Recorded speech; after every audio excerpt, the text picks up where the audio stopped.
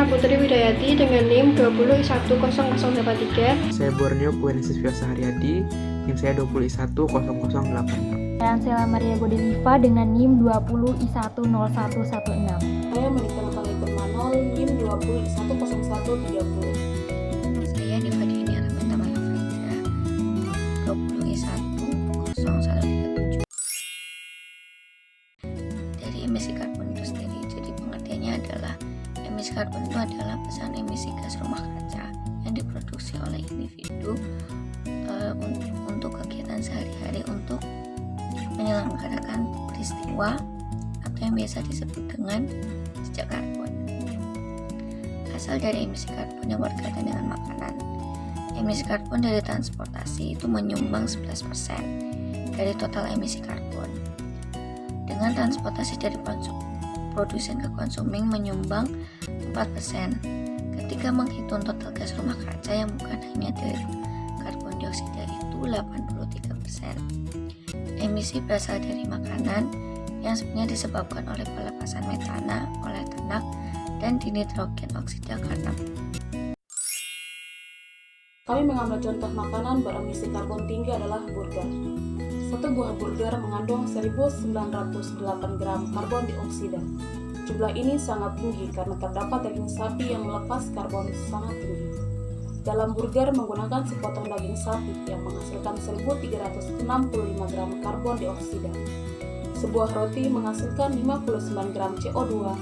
Sepotong bawang bombay menghasilkan 1 gram CO2. Selembar selada menghasilkan 36 gram CO2. Tomat menghasilkan 36 gram CO2. Keju menghasilkan 101 gram CO2. Saus dan mayones masing-masing menghasilkan 15 gram CO2. Untuk satu buah makanan seperti burger ini mengandung emisi karbon yang cukup tinggi, maka kita harus berupaya mengurangi emisi karbon yang akan dijelaskan setelah ini. Selanjutnya, saya akan menjelaskan mengenai efek atau dampak penggunaan karbon yang tinggi pada makanan. Jejak karbon yang tinggi pada makanan akan sangat berpengaruh terhadap bumi. Semakin tingginya jejak karbon, maka suhu bumi akan semakin meningkat. Meningkatnya suhu bumi akan mengakibatkan beberapa perubahan iklim dan juga peristiwa-peristiwa alam lainnya. Seperti yang pertama, terjadinya kekeringan dan berkurangnya sumber air bersih. Yang kedua, mencairnya es di kutub. Yang ketiga, menyebabkan cuaca ekstrim dan bencana alam. Yang keempat, perubahan produksi rantai makanan. Yang kelima, mengakibatkan penyakit dan juga mengganggu kesehatan. Dan yang terakhir, perubahan dan kerusakan pada ekosistem di laut.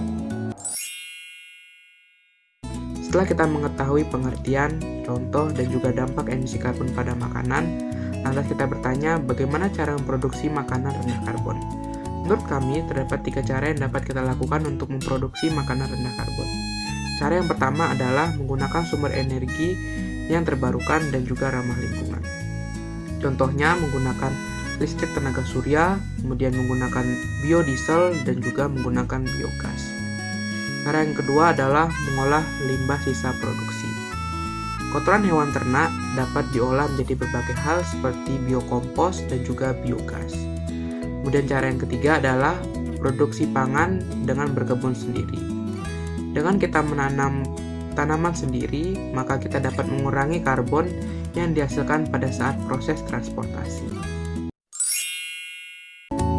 Sebelumnya kami telah membahas tentang contoh makanan yang memiliki emisi karbon tinggi seperti burger karena terdapat daging di dalamnya, di mana daging tersebut memiliki emisi karbon yang sangat tinggi. Berikut ini adalah contoh-contoh makanan yang memiliki emisi karbon rendah, seperti ikan yang memiliki emisi karbon 5.000 gram per kilo, jagung dan singkong yang memiliki emisi karbon 1.000 gram per kilo, dan yang dapat menggantikan nasi sebagai sumber karbohidrat yang memiliki emisi karbon 4.000 gram per kilo.